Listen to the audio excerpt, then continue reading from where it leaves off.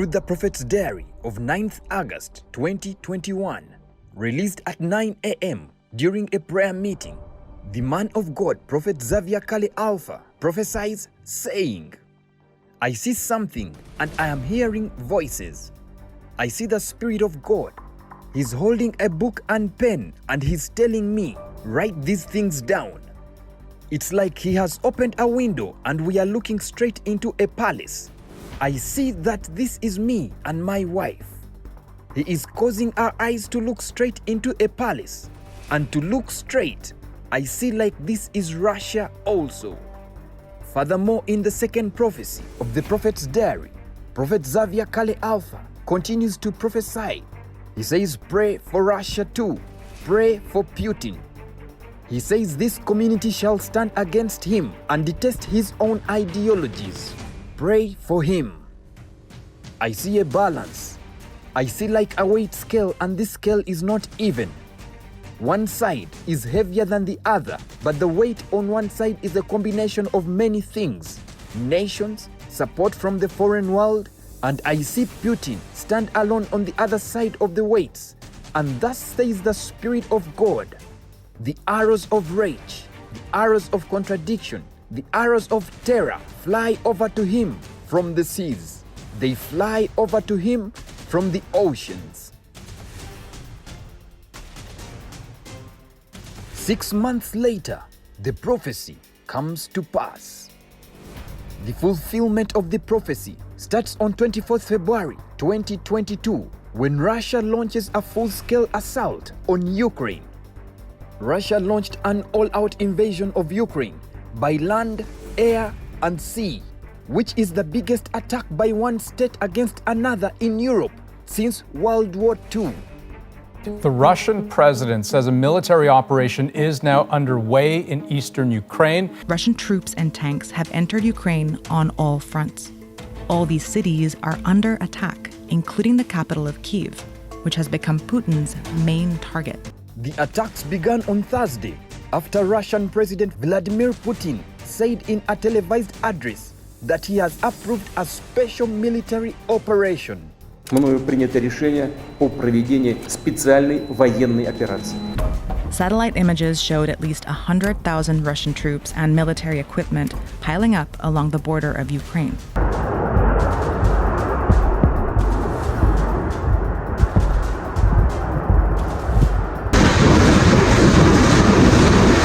A geopolitical nightmare has come to life. Ukraine announced a state of emergency, and President Zelensky made a direct appeal to the Russian people. Война лишит гарантий всех. Гарантий безопасности не будет больше ни у кого. Кто от этого пострадает больше всего? Люди. Russian missiles rain down on Ukrainian cities. Explosions could be heard before dawn in the Ukrainian capital Kyiv. Gunfire rattled out near the main airport and sirens blared across the city. Ukraine's foreign minister, Dmytro Kuleba, wrote on Twitter that Putin had launched a full-scale invasion of Ukraine. Peaceful Ukrainian cities are under strikes. This is a war of aggression. Ukraine will defend itself and will win. The world can and must stop Putin. The time to act is now, he said. Who in the Lord's name does Putin think gives him the right to declare new so-called countries on territory that belong to his neighbors?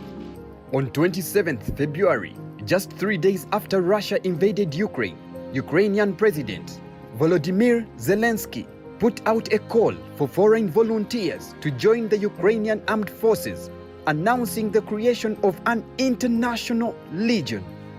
More than 20,000 foreign volunteers from over 52 countries joined the International Legion of Territorial Defense of Ukraine. These came from countries like the United States, the Great Britain, Germany, Canada, Denmark, Netherlands, Poland, among others. The prophecy indicated that on one side of the scale is a combination of many things: nations and support from the foreign world, and Putin stands alone on the other side of the weights. Accurately prophesied, more European countries offered to help Ukraine. Added to these countries were Finland, which promised 2,500 assault rifles, 150,000 rounds of ammunition, 1,500 rocket launchers, and 70,000 field rations. Denmark, Norway, Croatia, Italy, the United States all joined to support Ukraine.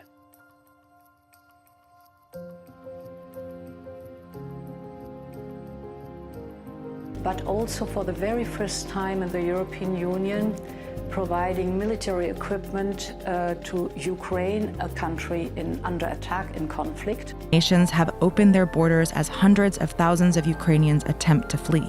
NATO's response force has been activated for the first time in history, and the US has sent additional troops to Eastern Europe.